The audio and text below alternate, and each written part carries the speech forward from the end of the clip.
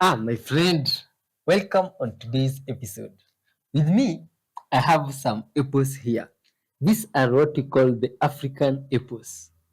If you take a look at them, like this one here, like this one, even if I press it, you can see they are all ripe.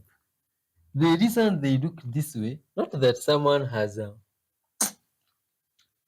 taken a bite out of them. No, no, no, no. What has happened actually is that they were ripe, fell from the trees, and this was the effect. These are the ripest of all. My friends, these things are sweet. Oh, I wish you could taste. But don't worry, there is something you can also help in tasting. But this one is the videos. The videos you have today, my friend.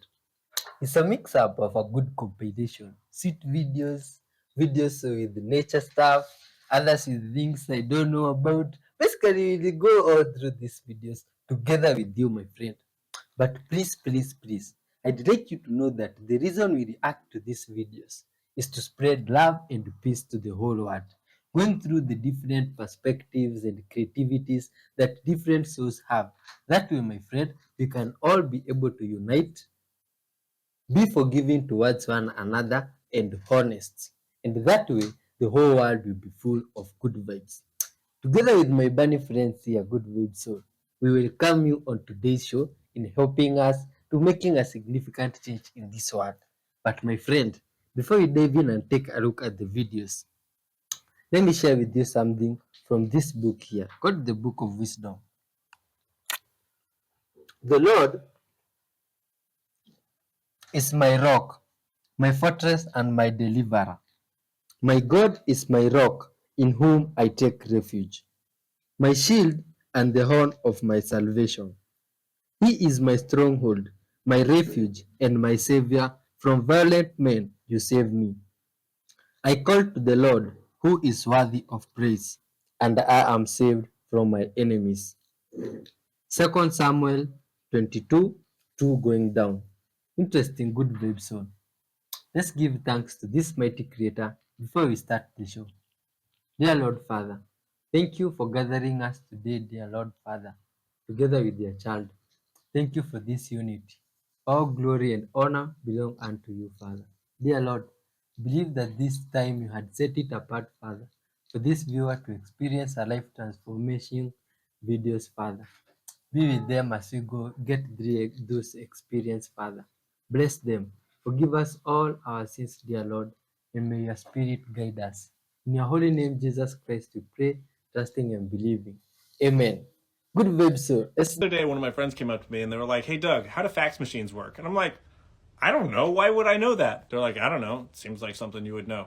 But I know now, and it's fascinating. What I assumed is that it scans the document, turns it into like a matrix of black and white dots, and then turns that into binary information, the ones and zeros, and sends that on. That's basically it, but there's an extra step with a fax machine that makes it different than an email. And that's that fax machines don't send a digital signal, they send an analog signal. So a digital signal is that binary ones and zeros, but it needs to turn it into analog, which is waves, sound waves. So the short version of it is that it takes the whole document, scans it into a black and white image, turns that into a big long number or a code, kind of. And then it turns that into a sound.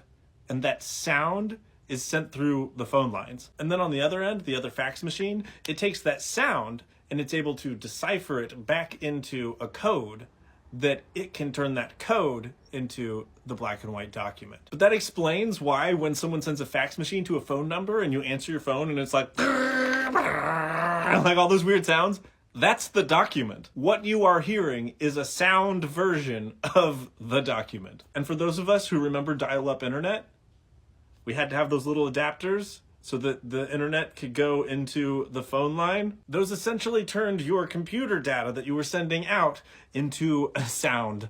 And then it would take a sound that was the internet coming into your computer and turn it into internet. So if you've ever faxed a love letter to someone, you wrote them a love song. And it went something like this. Jesus did not tell sinners to go to church.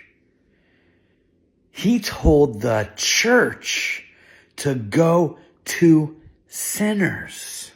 When atheists say, if God was good, then why doesn't he just get rid of the evil? The typical answers you'll hear discussed in apologetics are either because free will allows the evil to exist, or because if God just got rid of the evil, then he would start with us, or that everybody would be gone. I think these are great answers for people that know the Bible. I think there's a much better response that we can give to atheists or people trying to disprove things. The reason I wouldn't use the free will response is because free will is a concept that we understand because we've read the Bible. It doesn't mean anything to an atheist because they say, well, free will is a lie anyways, because if I had free will, I wouldn't have to worship God in order to get into heaven. And the response about God starting with us if he were to get rid of the evil, to them just sounds like we're like crazy Christians and we think everything and everybody is evil besides ourselves, because they don't have biblical knowledge. They don't understand the concept of us being fallen. What I think is the better answer is saying, well, how come when God flooded the earth, you guys also say that he's evil for that? He was ridding the earth of giants / Nephilim. And there was absolutely an out. There was an ark. Noah's ark was offered to everybody. Nobody wanted on because they didn't believe. And they'll try to hit you back with, well, what about when he killed the firstborns in Exodus? Because they don't understand context. The Pharaoh ordered all of the firstborn human babies to be killed. So God's judgment was to strike down all of the firstborn hybrids. Those pictures of the Egyptian gods with headdresses, they're not headdresses. Those were half human, half demonic hybrid. They don't understand context. Firstborn doesn't mean baby. It doesn't even mean human. And they conveniently leave out the part that this was in response to the Pharaoh killing all human babies in order to try to find Moses. And you could do this with any of God's judgments in the Bible. He was doing exactly what they claim he should be doing, but every time that he does it, they also think that it's evil. You really can't argue this. The only way they can argue this is if they haven't read the Bible, which most of them haven't, and you can easily back them into a corner. Do you know what this means? So, hands behind the back. It can often be called the royal pose. You often see the royals stand like this, and it can mean I'm superior in some way, or it can also mean don't touch. And that kind of makes sense. You know, they're meeting a lot of people, the royals, and they don't want to be touching everybody all the time. Think of all those germs, for goodness sake. So, hands behind the back, when someone is stood like that, it can mean don't touch, stand away, keep your distance slightly. So, the ideal is to stand with your hands behind your side, by your side, sorry, not behind your side, by your side. And that can be quite tricky for some people to do because they don't know what to do with their hands. I would highly recommend that you get comfortable just standing with your hands by your side. It takes practice, but it's well worth it. Elon Musk has been removed from the White House and no longer has direct access to Donald Trump, and instead must report to Donald Trump's chief of staff, Susie Wiles. Now, this is according to multiple reports, and that came directly from Susie Wiles. She told Elon Musk that he will be working across the street from the White House in the Eisenhower building, and that he must report to her and not to Donald Trump. Now, understand this. This only comes directly from Donald Trump. This is not a decision that Susie Wiles would make on her own, which means the partnership between Donald Trump and Elon Musk has taken a downward turn. Now, I suspect that if this report is true, this is because Elon Musk mocked Donald Trump's announcement of that $500 billion investment, suggesting that Stargate didn't have the money. Donald Trump didn't dare say anything directly to Elon Musk, but this makes sense that this would be his retribution. Now, these two are definitely headed to a falling out that is going to be spectacular. But right now, Elon Musk has been demoted a peg. When it's not time, you can't force it. And when it is time, you can't stop it. Somebody say amen, right? If it's not God's time, you can't make it happen. But when the time is fully right, there's no power on earth that can stop the will of God from coming forth. And we're going to press this button here and things start happening really quickly. You can see it going up 15%. I'm going to ignite the fuel in about 5 more seconds. 3, 2, 1. Whoa! Now, if you look above it, you've got that turbo outlet pressure there up to 800 and something degrees. It has 2 spikes, and then it'll start to go back down. Now we want the dial underneath it. to show us around about 60%. It's getting there now, it's getting there now, it's getting there now. There it is, and I can let go of everything now here. I've got 1 minute to wait now, while it sucks enough air in, it's powering everything up. We've got 60 seconds, and then we can turn on the generator. Now once we turn on the generator, I take a deep sigh of relief, because we're no longer using the battery. If that battery cuts out now, we've got serious problems. It will then really rise on the temperature and will blow the engine up. And a second-hand engine for one of these is over $250,000. That's for a second-hand one. A brand new one, over $500,000. So we do not want to blow it up. We've got round about 30 seconds more to go. And we can then increase this to 70%, turn the generator on, and everything starts to work. But while we're waiting, let's have a look at this dial here. This one here, this tells you how high you are. So, if I turn it to 0, on here tells you how high you are. Now this one here, that is going to tell you whether you're level or you're not. But we need to turn the generator on to make that work. Here you've got the autopilot. Here you've got the power of the blades going round on the top. We want to get that up to 100. Here you've got the speed of the helicopter. Here you've got the torque, the turbo outlet pressures. You've got fuels and all sorts of other pressures there. I'm going to put this up to 70%.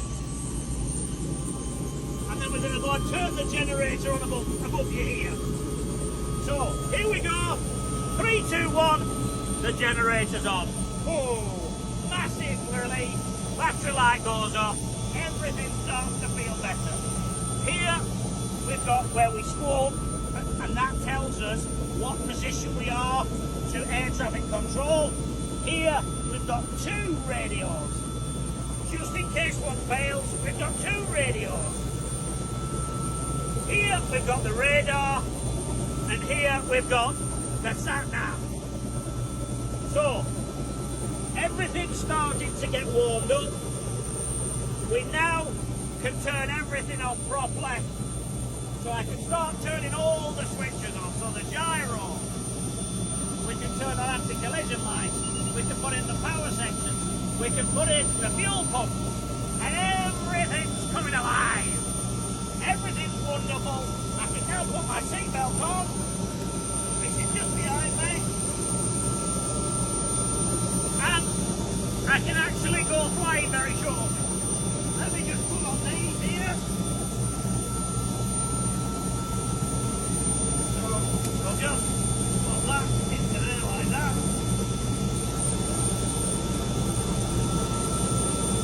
I'm going to turn on the hydraulics. So that's like power steering. So you've now got the tiniest of movements. Watch the blade. Watch the blade go forwards and backwards now. And the tiniest of movements. That'll pull the helicopter forwards and backwards. So, I'm going to now power it up to 100%. It's getting there. 80. 90. 100.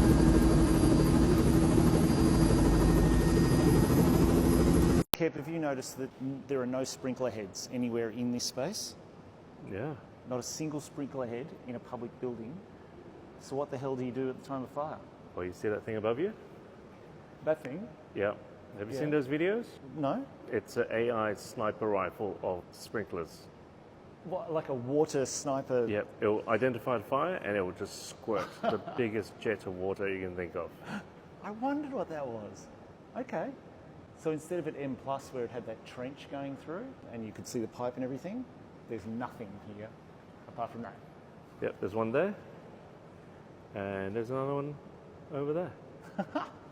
I went 20 years of my life walking wrong. Yes, you heard me, walking wrong. And it affected my entire life to change it. It literally was a life-changing ordeal. And I'm here today to share that with you and show my bare feet on the internet to do so. If you want to work on these arches or these arches, you got to work on these arches right here, all right? So you got 4 basic points in your feet that we're going to refer to today. You got one here under your big toe, one here under your pinky toe, which is going to be the most important one, and then two here in the back of your ankles.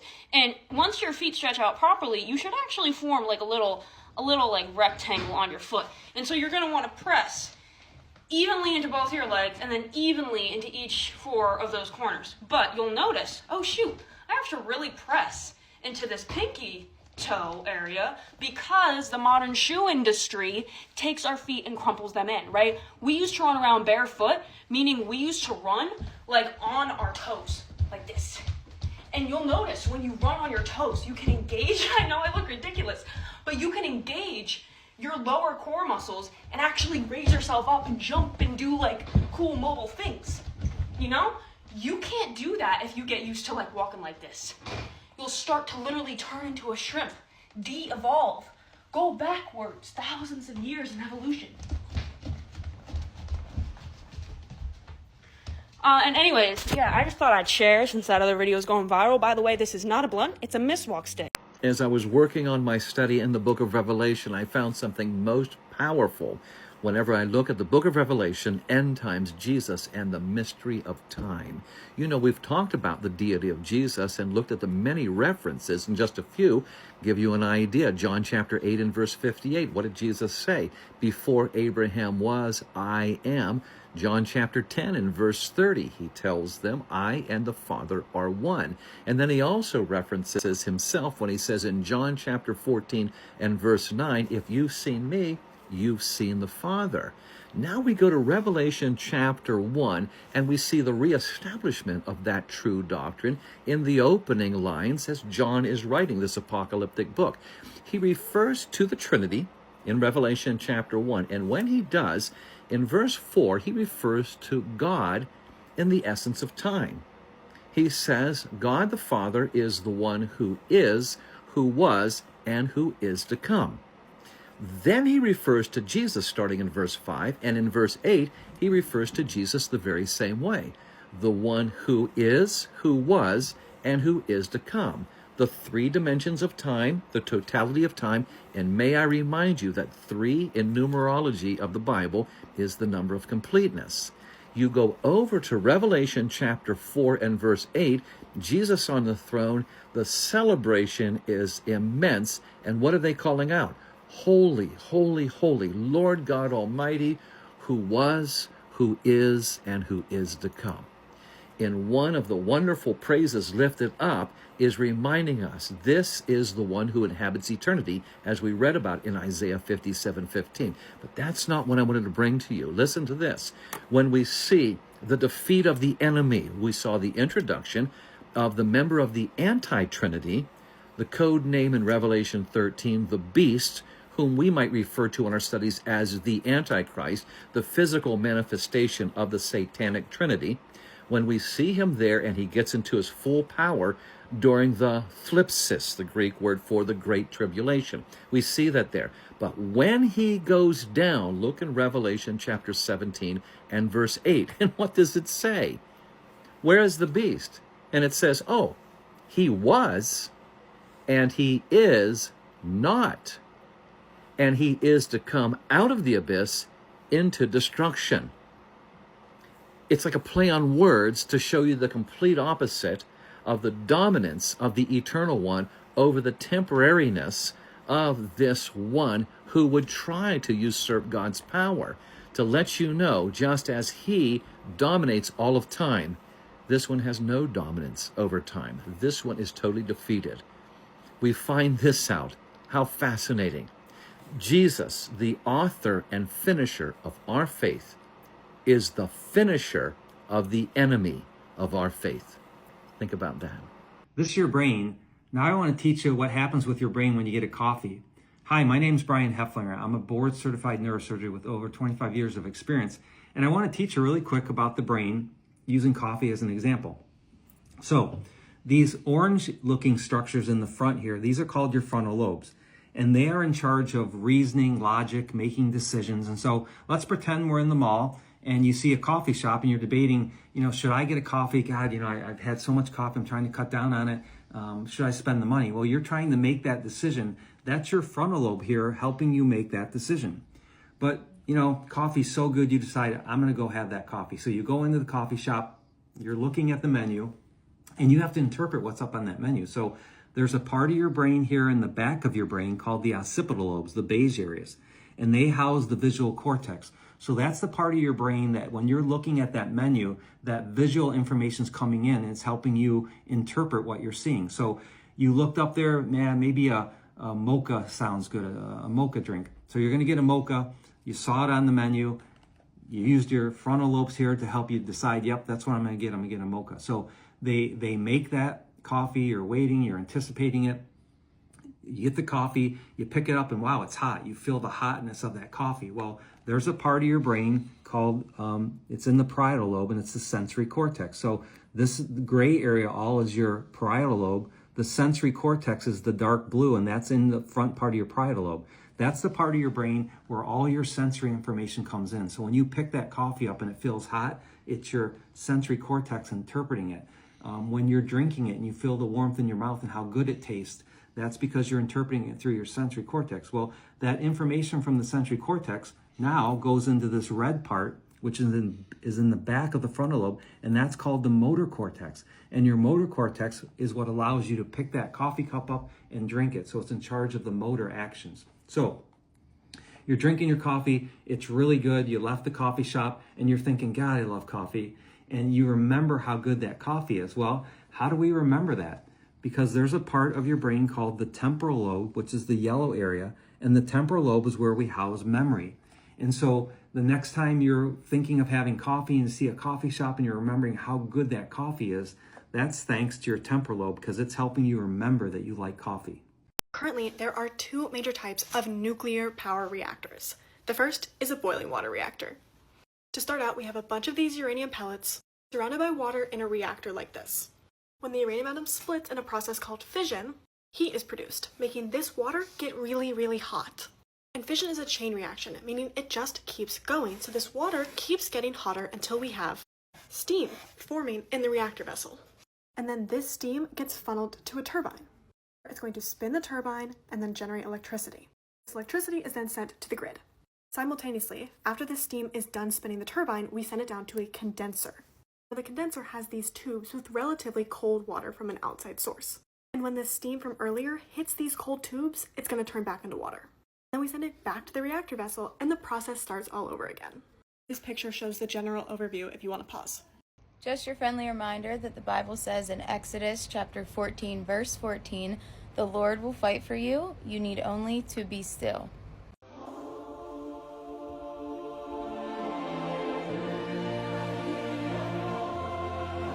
Yes, it's true for a lot of people, but not all. And here's your fun fact. You're probably going to try it right now and immediately touch your other shoulder with your palm just to feel that instant relaxation. Let me know how did it go. Do you know how long the male hormone cycle is? 24 hours. Testosterone peaks in the morning, gradually declines throughout the day, and is lowest at night, and then resets the next day. Every day pretty much looks the same. On the other hand, a female hormone cycle is 28 days. So while a man's month looks like this, steady and predictable, a female month looks like this. For women, every day is a new adventure. So guys, if you're feeling off, you'll reset in the morning. And ladies, if your mood swings last a few days, it's normal. And it's the longer, more drawn out ebb and flow of female hormones. Why does being sick make you sad? Let's talk about it. There are two important molecules in the picture, histamine and serotonin. Serotonin is a molecule that boosts your mood when it gets released by your brain, and histamine is a molecule that causes inflammation, which is why you've probably taken an antihistamine pill before. But a few years ago, scientists realized that histamine and serotonin are more than just neighbors in your brain. They actually directly affect one another. Scientists placed serotonin detectors inside the brains of mice and then triggered an inflammation response. As soon as histamine got released, serotonin levels plummeted. It turns out that the histamine molecules were physically grabbing onto neurons and preventing them from releasing serotonin. And then as soon as those mice got an antihistamine treatment, serotonin levels went back up. So when you have an infection and there's a lot of histamine flying around your body, you're not just moping because you can't stop pooping and you had to cancel your plans. Your brain is literally physically incapable of releasing a chemical that makes you happy. The problem is, a lot of antidepressants also work on these same serotonin-releasing neurons, which means that if a person deals with chronic inflammation, these antidepressants might just straight up not work on them. This is a great example of how Understanding these complex molecular dramas that are playing out inside of our bodies can teach us a lot about how we experience living in them, and it can help us make medicines that are more specific to individual people's needs. Did you know that most drownings occur in water less than 6 feet deep? I'm in water 7 feet deep because I'm 6'3". I want to highlight a point. You don't need to learn how to swim to save yourself in a situation where it's over your head. You found your way back to safety that I just did through the simple act of FOBS. When I tell you you are not ready for this, you see, sometimes in the emergency department, we have to do MRIs on pregnant women. Now you're thinking, Dr. Joe, I've seen it all from you. What could I not be ready for? Well, let's roll the tape.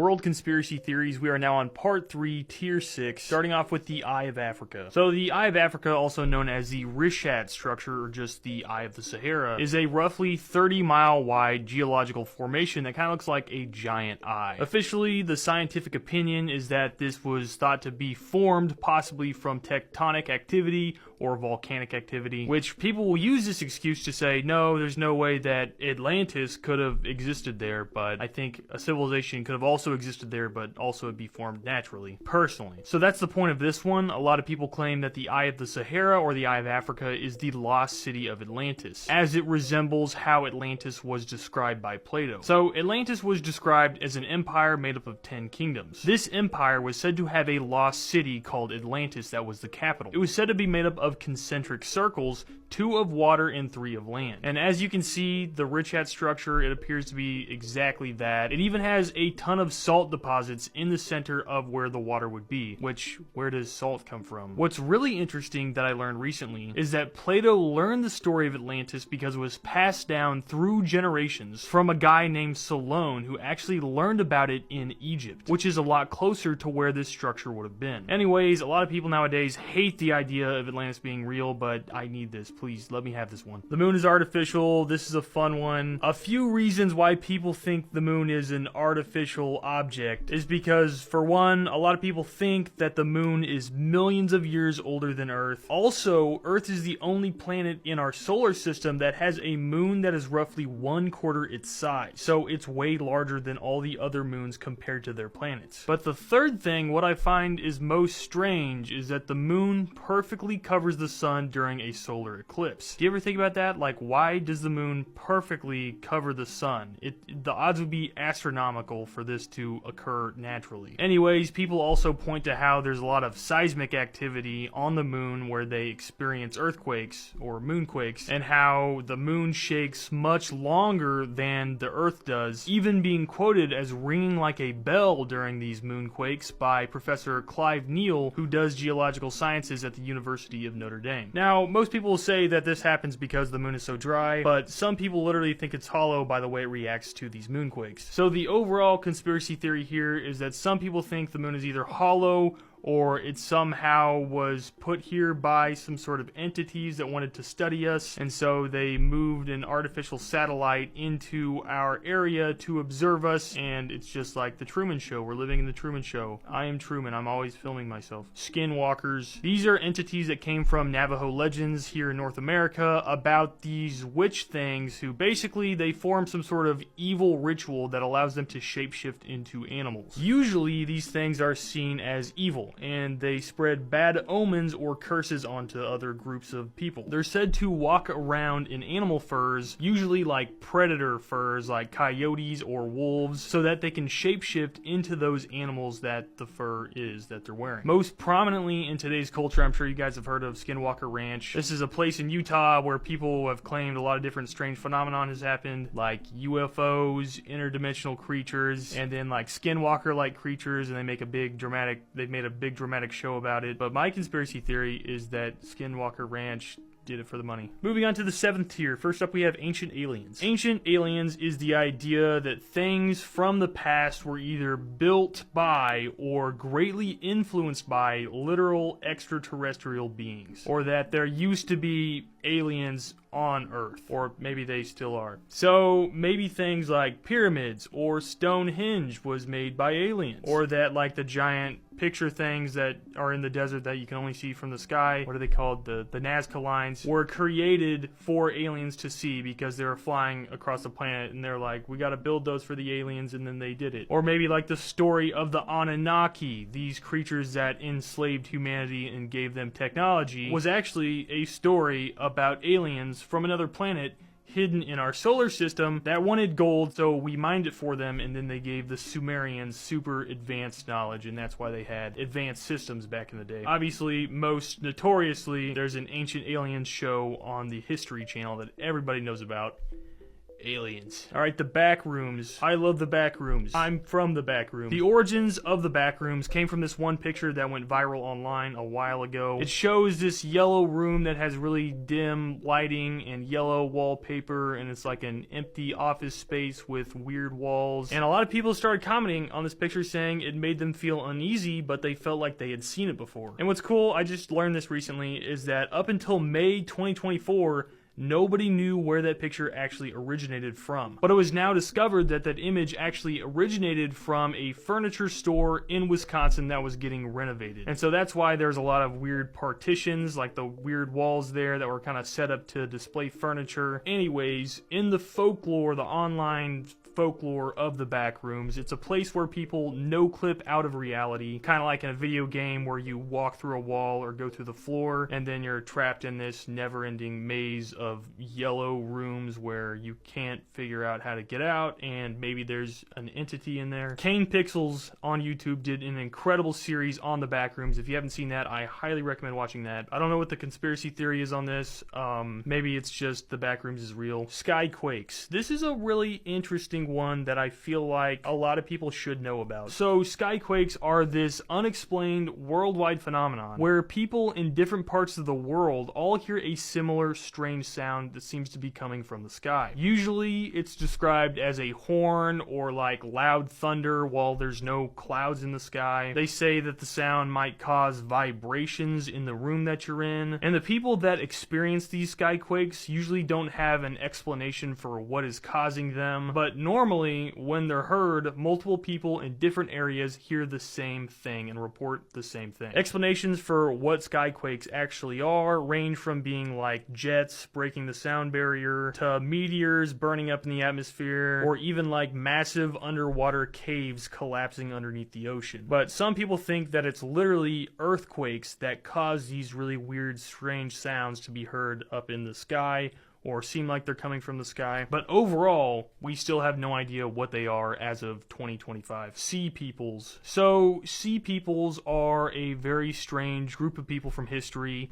It's a big, mysterious group of people that appeared out of nowhere, it seemed like, in the Mediterranean Sea. And they were really good at attacking coastlines. So good, actually, that Egypt was even scared of them when Egypt was nearing the end of its peak. The Sea Peoples were made up of different groups of tribes, such as the Lukka and the Weshesh tribe, whose origins are still unknown today. Basically, they were pirates that were really good at attacking, but then also, once they conquered a city or a village, they would get more people to help them attack and conquer. But yeah, they mainly attacked coastal cities and towns, and they attacked Egypt twice, and it was a big deal. Everybody was like, wow, they waged 2 campaigns, military campaigns on Egypt. That's unbelievable. How are they doing this and not being wiped out? But what's so cool is that the Sea Peoples were believed to be a major contribution to why the Bronze Age collapse happened. So that's really cool.